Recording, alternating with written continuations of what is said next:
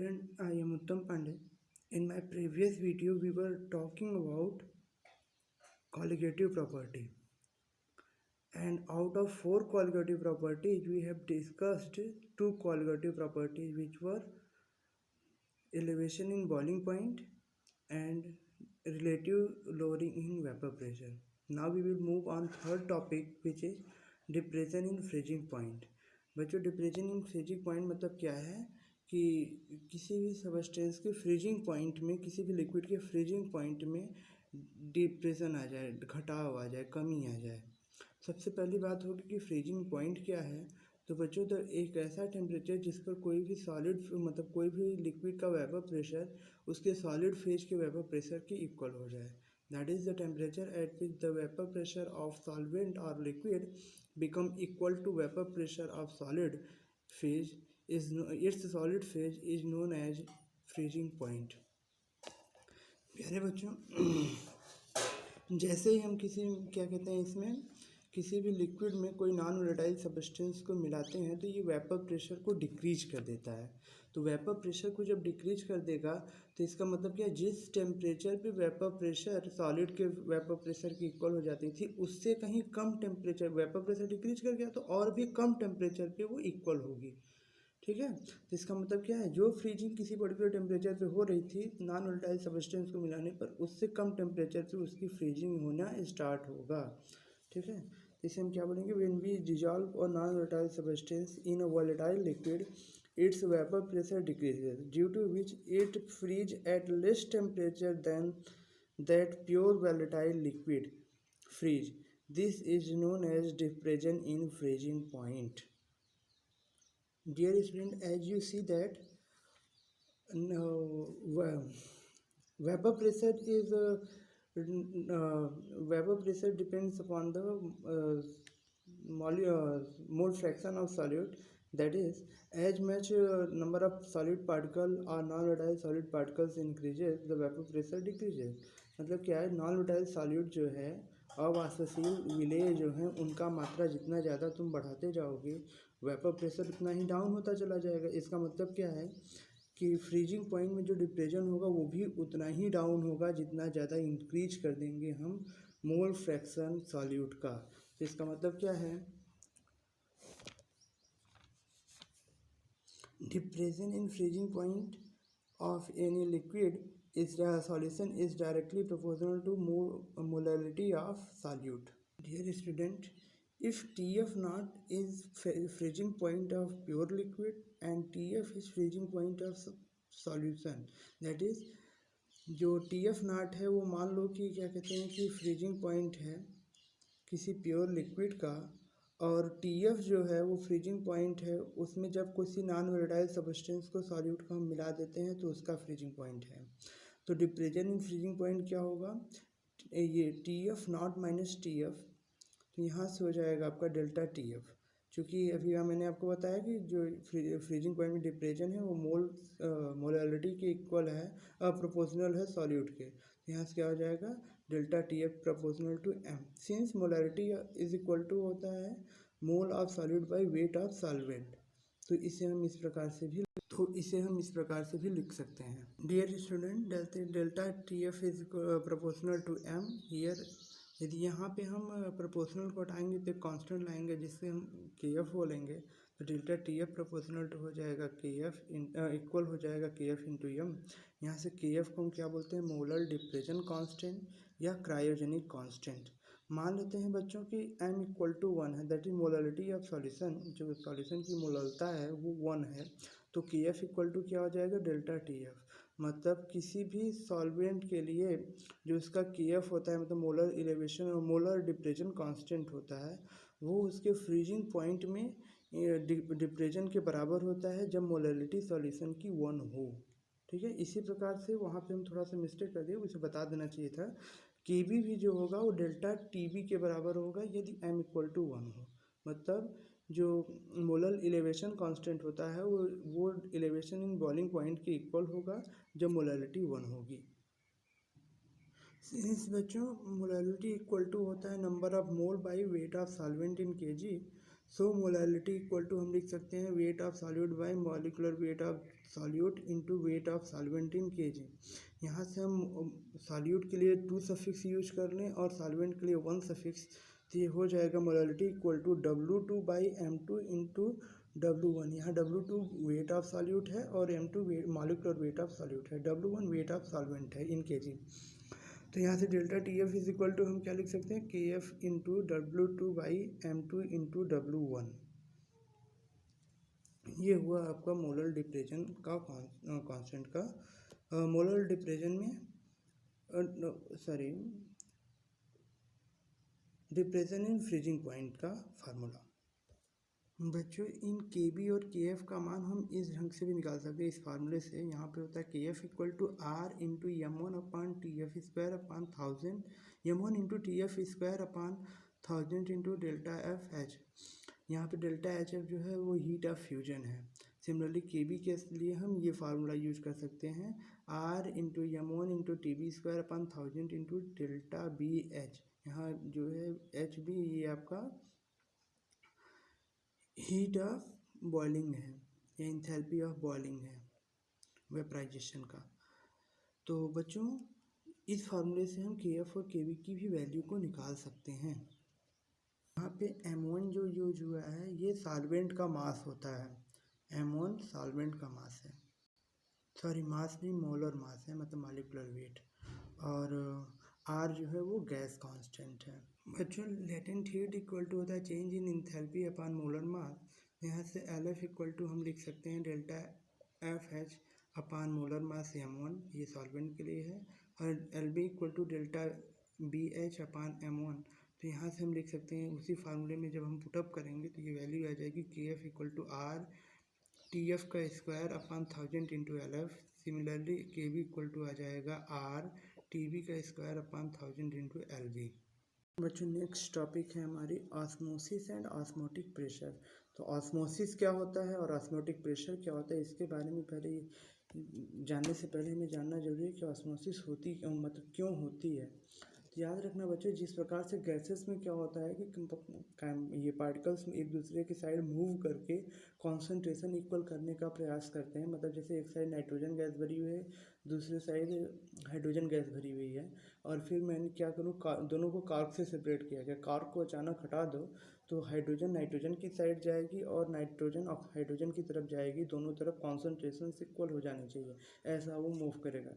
यही case follow करता है लिक्विड में भी। लिक्विड भी क्या करता है अपने मतलब वो सॉल्यूशन भी क्या करता है, जब इस प्रकार से सेपरेट करके रखा रहे तो उसमें टेंडेंसी आ जाती है कि वो अपनी कॉन्सेंट्रेशन को हर साइड इक्वल कर ले।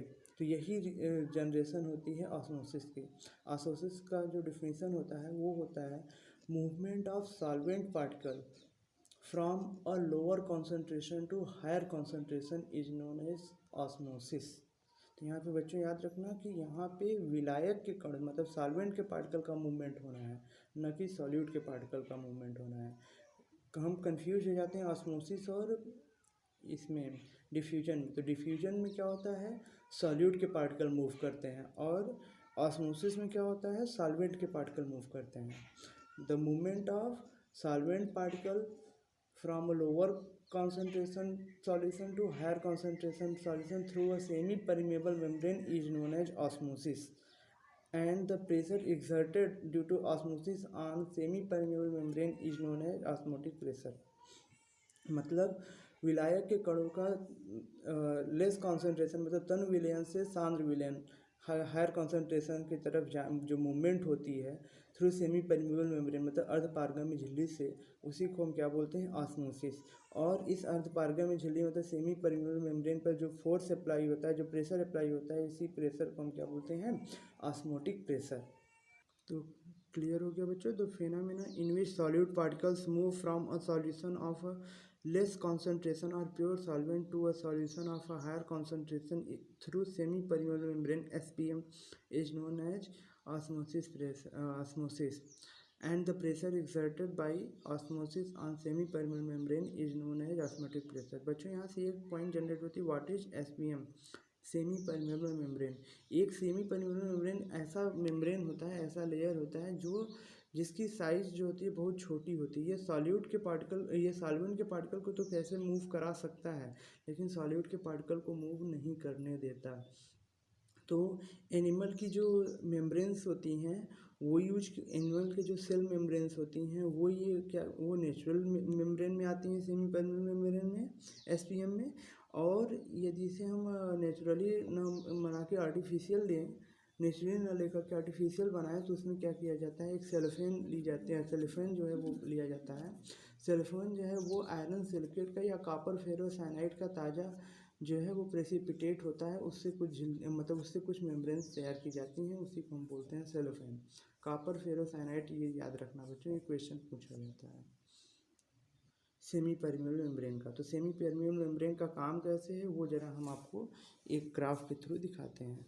जैसे ये आपका हो गया बच्चों, क्या कहते हैं कि एक बीकर, और इसमें यहाँ पे मैंने लगा दिया सेमी परमेबल मेम्ब्रेन। ओके, तो ये जो सेमी परमेबल मेम्ब्रेन है, एक साइड मैंने रख दिया हाई कॉन्सेंट्रेशन या सॉल्यूशन, हायर कॉन्सेंट्रेशन सॉल्यूशन या सॉल्यूशन, और एक साइड मैंने रख दिया प्योर सॉल्वेंट या लेस कॉन्सेंट्रेशन वाला सॉल्यूशन। तो होगा क्या, इनके पास भी कैपेसिटी होगी कि ये मूव करें, सॉरी दोनों तरफ कॉन्सेंट्रेशन इक्वल करें। तो कॉन्सेंट्रेशन इक्वल करने के लिए क्या होगा, जनरली क्या होना चाहिए, सॉलिड पार्टिकल्स का मूवमेंट हो जाना चाहिए था हायर कॉन्सेंट्रेशन से लोअर कॉन्सेंट्रेशन की तरफ।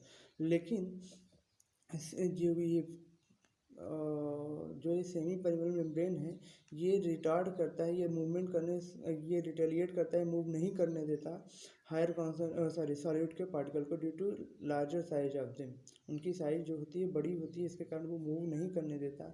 तो क्या हो जाता है आपका, वो जब मूव नहीं कर पाते हैं तो अब वाटर की जिम्मेदारी है कि या तो क्या कहते हैं सॉलिड पार्टिकल इधर से इधर आए तो दोनों तरफ बराबर हो जाएगा कॉन्सेंट्रेशन, या तो सॉल्वेंट के पार्टिकल इधर से इधर जाएं तो यहाँ सॉल्वेंट के पार्टिकल कम हो जाएंगे, तो इसकी कॉन्सेंट्रेशन इंक्रीज कर जाएगी और इसकी कॉन्सेंट्रेशन डिक्रीज कर जाएगी, फिर दोनों बराबर हो जाएंगे।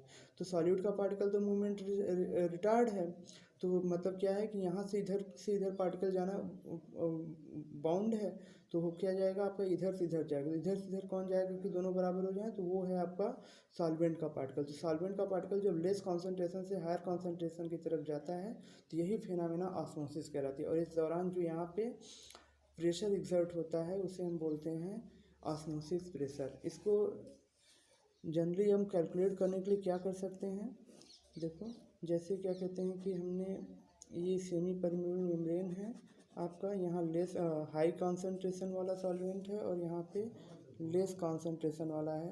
तो होगा क्या, जब सॉल्वेंट पार्टिकल इधर से इधर मूव करेंगे उसी समय यहाँ पे मैं एक प्रेशर लगा दूँ और यहाँ पे एक प्रेशर गेज लगा दूँ जो मेजर करता रहे कि प्रेशर कितना है। तो जैसे ही हम दोनों को रखेंगे ऑस्मोसिस की फिनोमेना तुरंत जस्ट स्टार्ट हो जाएगी। तुरंत ही हम क्या करें, यहाँ से प्रेशर को इंक्रीज कराते चले जाएं, कि प्रेशर को इंक्रीज कराते चले जाएंगे, एक ऐसा प्रेशर आएगा जिस पे क्या होगा, जैसे प्रेशर इंक्रीज कराएंगे इधर के मॉलिक्यूल्स भी इधर जाने का प्रयास करेंगे। जब हम प्रेशर को एक ऐसा मतलब प्रेशर इंक्रीज कराते कराते एक ऐसा कंडीशन आ जाएगा जब प्रेशर इसके द्वारा लगाया गया जो प्रेशर है इसके द्वारा लगाए गए ऑस्मोसिस प्रेशर के इक्वल हो जाए, मतलब इस एक्सटर्नल प्रेशर ऑस्मोसिस के द्वारा जो इस पर प्रेशर लग रहा है उसके इक्वल हो जाएगा। तो ना इधर के पार्टिकल इधर जा पाएंगे ना इधर के पार्टिकल इधर जा पाएंगे। वही तो इसका मतलब क्या है, तो ये ऑस्मोसिस रुक जाएगी। तो ऑस्मोसिस रुक जाएगी तो ये प्रेशर क्या हुआ, ये प्रेशर ऑस्मोसिस प्रेशर के बराबर हुआ था तभी ना ये रुका था।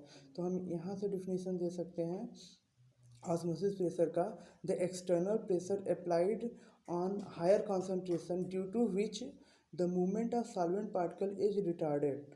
रुक जाता है, सॉल्वेंट पार्टिकल का मूवमेंट रुक जाता है एक्सटर्नल प्रेशर के द्वारा, तो वही प्रेशर जो है वो ऑस्मोसिस प्रेशर के इक्वल होता है। That is, the osmotic pressure may be defined as external pressure which should be applied to solution of higher concentration in order to stop the phenomena of osmosis.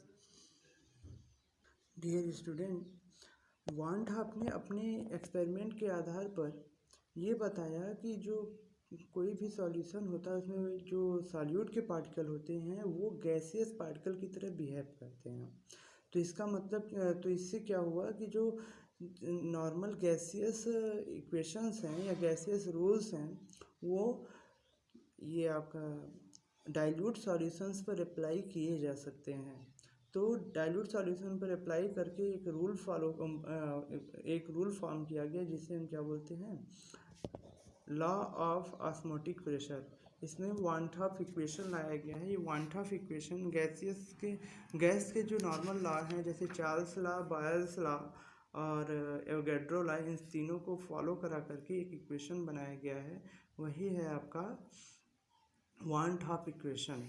तो उसको हम देख लेते हैं। बच्चों आप जानते हो कि जो बॉयल्स लॉ होती है उसमें ये बताया गया है कि जो प्रेशर होती है वो डायरेक्ट इन्वर्सली प्रोपोर्शनल होती है वॉल्यूम के। देख लो, तो यहाँ पे ये ऑस्मोटिक प्रेशर को हम पाई से रिप्रेजेंट करते हैं, तो पाई प्रोपोर्शनल हो जाएगा 1/v या पाई इन्वर्सली प्रोपोर्शनल टू 1/v। ये हो गया आपका बॉयल्स इक्वेशन। फिर चार्ल्स इक्वेशन आप जानते हैं कि जो प्रेशर होती है वो डायरेक्टली प्रोपोर्शनल होती है टेम्परेचर के, तो पाई प्रोपोर्शनल टू टी हो जाएगा सेकेंड इक्वेशन। और फिर थर्ड आप जानते हैं ये एवोगैड्रो लॉ कि जो प्रेशर होती है वो नंबर ऑफ पार्टिकल पर डिपेंड करती है। तो यहाँ से आपका हो जाएगा पाई प्रोपोर्शनल टू एन। तो यहाँ से आप देखिए आप क्या लिख सकते हैं, pi proportional to N T by V. और यहाँ से हम ये पाई है, पाई प्रोपोर्शनल को जब हम एक हटाएंगे तो यहाँ से एक लाएंगे एस कांस्टेंट आता है एस। तो यहाँ से हो जाएगा आपका pi is N T upon V. यहाँ से ज़रा देखो बच्चों, तो pi is equal to N by V, number of mole by volume. Number of mole by volume क्या है, मोलैरिटी है, कॉन्सेंट्रेशन है। तो हम क्या लिख सकते हैं, CST। तो ये है आपका pi is equal to CST। ये फार्मूला है आपका वान-टॉप इक्वेशन इसे बोलते हैं। ये ऑस्मोटिक प्रेशर का फार्मूला है। ये ठीक उसी प्रकार से है जैसे PV इक्वल टू NRT होता है। ठीक, बच्चों एक क्वेश्चन और जनरेट होता है कि क्या ये ऑस्मोटिक प्रेशर एक क्वालिटेटिव प्रॉपर्टी है। तो उसमें ये देख लो कि यहाँ पे जितना ज़्यादा कॉन्सेंट्रेशन रहेगा या कॉन्सेंट्रेशन डिफरेंस जितना ज़्यादा रहेगा उतनी ही ज़्यादा मूवमेंट होगी। यहाँ बहुत कम और यहाँ बहुत ज़्यादा हो तो मूवमेंट इधर से इधर होनी है। ठीक, जितना ज़्यादा होगा उतना ही ज़्यादा मॉलिक्यूल्स इधर आएंगे दोनों तरफ इक्वल करने के लिए। तो इसका मतलब क्या, किसकी मात्रा कम और ज़्यादा है, जनरली किसके वे में देखा जाता है, कॉन्सेंट्रेशन के वे में। कॉन्सेंट्रेशन किस पर डिपेंड करता है, नंबर ऑफ सॉलिड पार्टिकल। ये सॉलिड पार्टिकल यहाँ ज़्यादा हैं यहाँ कम है, उसी कारण ये फेनोमेना हो रहा है ना। जितना ज़्यादा डिफरेंस होगा उतना ज़्यादा मूवमेंट होगा। तो इसका मतलब ये किस पर, ऑस्मोसिस और ऑस्मोटिक प्रेशर किस पर डिपेंड कर रहा है, नंबर ऑफ सॉलिड पार्टिकल पे। तो ये क्या है आपका एक कॉलिगेटिव प्रॉपर्टी है। बच्चों देखो ये 3 टॉपिक और पूछी जाती है, आइसोटोनिक क्या होता है, हाइपरटोनिक क्या होता है और हाइपोटोनिक क्या होता है। तो बच्चों जैसे मान लेते हैं 2 सॉल्यूशन रखा हुआ है, 2 solutions are taken which osmotic pressures are pi 1 and pi 1 and pi 2। मान लेते हैं 2 सॉल्यूशन रखे हुए हैं, एक का ऑस्मोटिक प्रेशर पाई 1 है, दूसरे का पाई 2 है। तो यदि पाई 1 इज इक्वल टू पाई 2 हो, मतलब 2 सॉल्यूशन जिनके ऑस्मोटिक प्रेशर इक्वल हो तो उन्हें हम क्या बोलते हैं, आइसोटोनिक। सिमिलरली यदि ऐसा ना हो, क्या मतलब मान लो पाई 1 और पाई 2 इक्वल नहीं हो, ठीक है, और इनमें से जो लेस होगा ऑस्मोटिक प्रेशर जिसका, उसे हम बोलेंगे हाइपोटोनिक, और जिसकी ऑस्मोटिक प्रेशर ज़्यादा होगी उसे बोला जाएगा हाइपरटोनिक। मतलब मान लेते हैं जैसे पाई 1 ग्रेटर है पाई 2 के, पाई 1 ज़्यादा है और पाई 2 कम है, तो पाई 1 को हम बोलेंगे हाइपरटोनिक और पाई 2 को बोलेंगे हम हाइपोटोनिक। ठीक है, और ये दोनों बराबर हैं तो दोनों को बोला जाएगा आइसोटोनिक सॉल्यूशन। बच्चों अगली टॉपिक है रिवर्स ऑस्मोसिस, आरओ क्या होता है। जैसे आपने अभी जस्ट पढ़ा है कि प्रिवेंशन के लिए हमें एक्सटर्नल फोर्स लगाना पड़ता है। ये सेमी परमेबल मेम्ब्रेन है, ये लेस कॉन्सेंट्रेशन वाला सॉल्यूशन है, ये हाई कॉन्सेंट्रेशन वाला सॉल्यूशन है। तो हमें कहाँ लगाना था, हाई कॉन्सेंट्रेशन सॉल्यूशन पे लगाना होता है। शुरुआत में क्या होता है, जो सॉल्वेंट पार्टिकल हैं वो मूव करते हैं इधर से इधर। जैसे ही आप प्रेशर लगाते हो तो इधर से भी प्रेशर पड़ता है, तो सॉल्वेंट के पार्टिकल की मूवमेंट रुक जाती है। धीरे धीरे जब इंक्रीज कराओगे तो एक ऐसा केस आएगा जब दोनों की तरफ ना इधर से इधर कोई आ पाता है ना इधर से इधर, तो वो एक कंडीशन इक्विलिब्रियम की बोली जाती है। तो ये प्रेशर ऑस्मोटिक प्रेशर कहा जाता है। अब हायर कॉन्सेंट्रेशन पे जब मैं ऑस्मोटिक प्रेशर ज़्यादा लगा दूँ, ऑस्मोटिक प्रेशर से ज़्यादा लगा दूँ, जैसे मान लो कि ऑस्मोटिक प्रेशर P है तो उससे कहीं ज़्यादा P प्लस P' लगा दूँ, तो क्या हो जाएगा, फिनोमेना उल्टा हो जाएगा। उल्टा हो जाएगा मतलब कहने का मतलब क्या है कि जो मूवमेंट ऑस्मोसिस के थ्रू होती है सॉल्वेंट की मूवमेंट होती है लेस कॉन्सेंट्रेशन से हाई कॉन्सेंट्रेशन की तरफ, जब हम हाई कॉन्सेंट्रेशन पे ऑस्मोटिक प्रेशर से एक्स्ट्रा फोर्स लगा देंगे तो ये केस उलट जाएगा और मूवमेंट होने लगेगी सॉल्वेंट पार्टिकल से हायर कॉन्सेंट्रेशन सॉल्वेंट पार्टिकल का हायर कॉन्सेंट्रेशन से लोअर कॉन्सेंट्रेशन की तरफ। तो इसी से हम इसी प्रोसेस को क्या बोलते हैं, रिवर्स ऑस्मोसिस, क्योंकि ये ऑस्मोसिस का जस्ट अपोजिट है। मतलब that is the phenomenon in which solvent particles are move from higher concentration to lower concentration due to that is the solvent movement of solvent particle from a higher concentration to lower concentration due to pressure applied greater than osmotic pressure on higher concentration. The phenomena is reverse osmosis. बच्चों यहाँ से हम क्या करते हैं, सी water को purify किया जाता है। एक जगह हमने सेमी परमेबल मेम्ब्रेन की एक तरफ हमने प्योर वाटर रख लिया और एक तरफ हमने सी वाटर रख लिया। तो पहले क्या होगा कि प्योर वाटर सी वाटर की तरफ जाएगा, ठीक है, क्योंकि ये लेस कॉन्सेंट्रेशन है और ये या प्योर सॉल्वेंट हम इसके पार्टिकल्स हमेशा जो होते हैं ये सॉल्यूशन की तरफ जाते हैं। लेकिन जब हम यहाँ ऑस्मोटिक प्रेशर से ज़्यादा प्योर वाटर जो है वो सी वाटर की तरफ जा रहा है, तो यहाँ से ऑस्मोटिक प्रेशर को यदि हम इंक्रीज करा दें ऑस्मोटिक प्रेशर के कंपेयर में कहीं ज़्यादा प्रेशर लगा देंगे तो फिनोमेना उल्टा हो जाता है और सी वाटर से केवल वाटर पार्टिकल जो होते हैं वो इधर से इधर तो जा पाएंगे, लेकिन सी वाटर में जो भी प्रेजेंट होगा जैसे सोडियम क्लोराइड वगैरह ये सब जो साल्ट होंगे वो नहीं जा पाएंगे, क्योंकि वो सॉलिड पार्टिकल वो यहीं पर जमा होते चले जाएंगे और यहाँ से प्योर वाटर इसमें जाता रहेगा। तो यहाँ से एक प्योर वाटर की एक ज़्यादा अमाउंट प्रेजेंट हो जाता है। तो ये जो है रिवर्स ऑस्मोसिस यूज किया जाता है सी वाटर को प्यूरीफाई करने के लिए। इसे हम बोलते हैं डिसैलिनेशन विनम्रीकरण। ओके।